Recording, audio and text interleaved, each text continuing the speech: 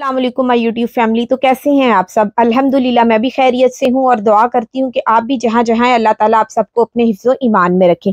आज का जो हमारा टॉपिक है वो तो आपने देख ही लिया होगा जी। आज हम बात करेंगे यूके स्टूडेंट वीज़ा कैसे अप्लाई करते हैं। मैं आपको स्टूडेंट वीज़ा यूके का अप्लाई करने का तरीका बताऊँगी और बहुत आसान करके बताऊँगी। मतलब आप कोशिश करूँगी कि जितना मैं ईज़ी करके बता सकती हूँ ना बताऊँ। वैसे तो यूट्यूब भरा पड़ा है बहुत सारी वीडियोज़ के साथ। अगर अगर मैं आपको बताऊँ जो लोग पाकिस्तान, इंडिया, बांग्लादेश वगैरह से यूके स्टूडेंट वीज़ा अप्लाई कर रहे हैं, क्योंकि अब जनवरी का इंटेक ही रहता है।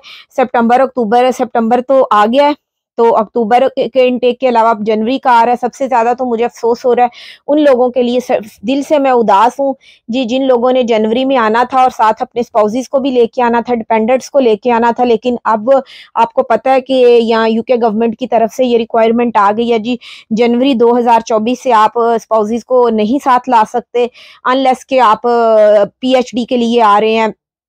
तो मतलब उन्होंने ये बंद कर दिया। तो उनके लिए है जो बैचलर में आ रहे थे, मास्टर्स में आ रहे थे, वो अपने मतलब अपने डिपेंडेंट्स को साथ ला सकते थे। तो उस वजह से मुझे अफ़सोस है, उन लोगों की मैं फीलिंग समझ सकती हूँ। तो चलें जी, अब आज की वीडियो स्टार्ट करते हैं।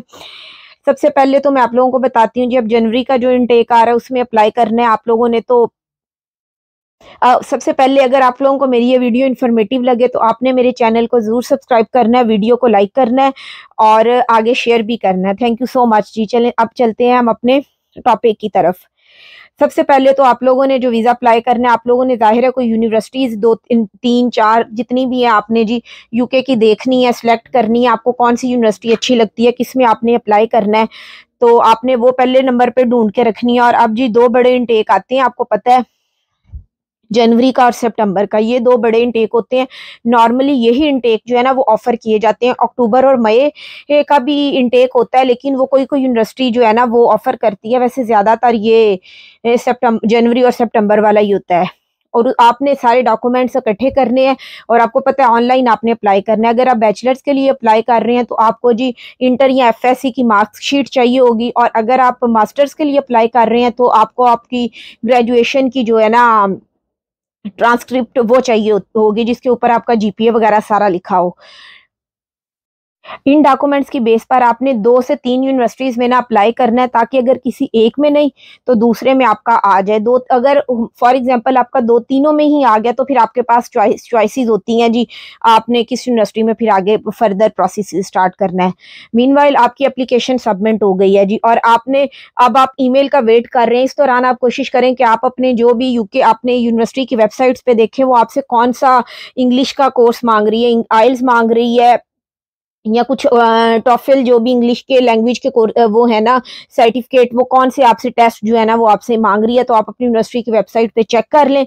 तो आप वो है ना अपने आप को उस टेस्ट के अकॉर्डिंग उस टेस्ट को भी तैयार रखें जो आपकी यूनिवर्सिटी की वेबसाइट्स के ऊपर है, जो वो मांग रही है। फॉर एग्जांपल जाइल मांग रही है, क्योंकि यूके की बहुत सारी यूनिवर्सिटीज़ जो है ना वो आइल ही एक्सेप्ट करती हैं। अगर बैचलर्स के लिए आप आ रहे हैं तो बैचलर्स के लिए जो आइल्स की बैंड की रिक्वायरमेंट्स होती है 5.5 से लेके ना 6 के अंदर हो आपका।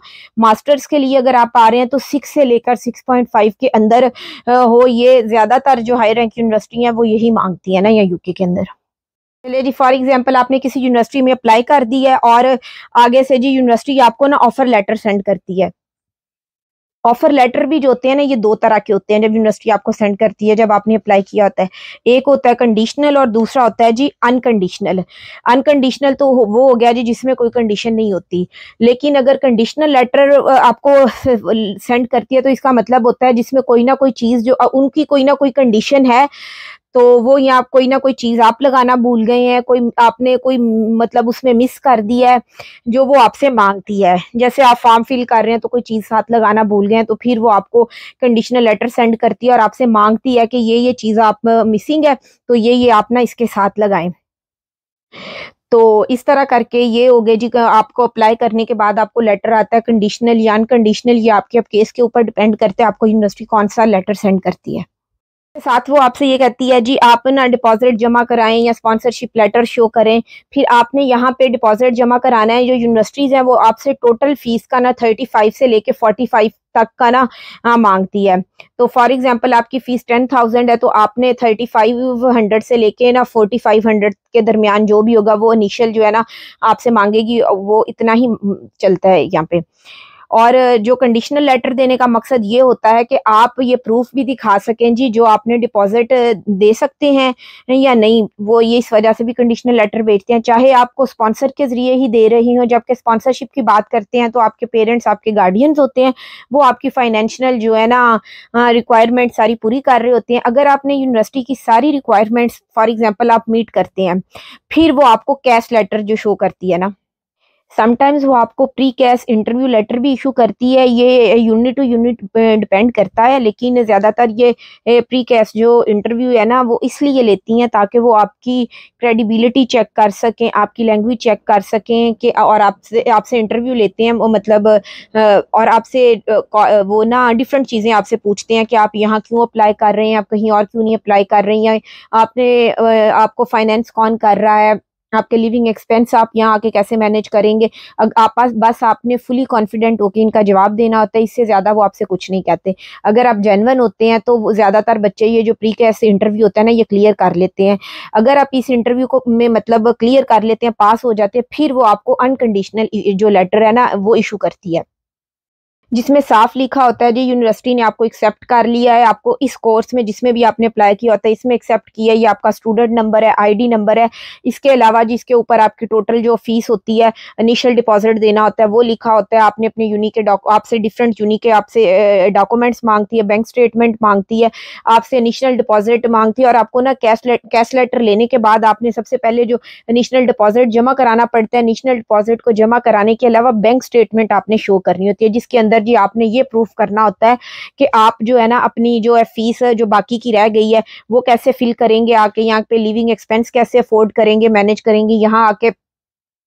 और उसके अलावा जो आपने बैंक स्टेटमेंट शो करवानी होती है वो जी 28 दिन की पुरानी आपने ओल्ड जो है स्टेटमेंट शो करानी है, जिसके अंदर आपके लिविंग एक्सपेंस और डिपॉजिट वगैरह की अमाउंट थोड़ी अंदर हो। अगर आप बैचलर कर रहे हैं तो आपने 1 साल की तो जो है ना वो ऑलरेडी डिपॉजिट दे दिया होगा, 1 साल की फीस प्लस लिविंग एक्सपेंस आपने करने। अगर आप मास्टर्स कर रहे हैं तो उसके लिए जी जो आपकी डिपॉजिट की अमाउंट के अलावा remaining fees plus your living expense ये आपके अकाउंट में होने चाहिए, अदरवाइज यूनी आपको कैश लेटर इशू नहीं करती, आपको नहीं इशू होता। अगर हम लिविंग एक्सपेंस की बात करें तो पर मंथ जी आपको चाहिए होंगे इतने। अगर आप इनसाइड लंदन है 1334, और अगर आउटसाइड लंदन है 1023 पाउंड्स पर मंथ आपके अकाउंट में। और 9 के साथ अगर आप इसको मल्टीप्लाई करें तो जो लंदन के बनते हैं जी वो 12,000, और जो आउटसाइड द लंदन है जी वो 9,216 पाउंड्स आउटसाइड लंदन के लिए। ये सारे जो पैसे हैं ये आपके अकाउंट्स में होने चाहिए। खैर, जब आपने सारी रिक्वायरमेंट्स पूरी की हैं उसके बाद आपने अपने डॉक्यूमेंट्स जमा करवा दिए यूनिवर्सिटी ने, और आपने इनिशियल डिपॉजिट भी दे देते हैं, 28 दिन की बैंक स्टेटमेंट भी शो करा देते हैं, और यूनी सेटिस्फाई होती है इन सारी चीज़ों के साथ, तो फिर जी वो आपको कैश लेटर शो करती है।